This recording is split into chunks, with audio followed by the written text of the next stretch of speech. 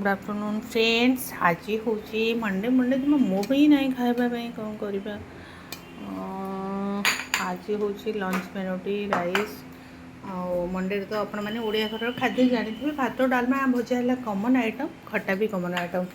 तो so that आज lunch मेनुटी आम एमती कंचा लंका भावुँ टे चकोड़देवी जमा इच्छा ही ना खायापी से आमिष गुड़ा भाई मानक भाजन पे रांधिकी मो देह खाली खराब हो जाऊँगी। तो से लेंबू चकोटी दबा टे कंचा लंका टे लेंबू टे चकोटी दबा। तो लेंबू टे दियो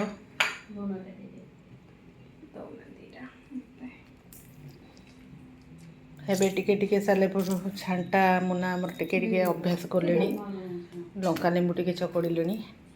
हो ठीक अच्छे आम चलू खाइबू बड़ मैंने जातु खाइबे।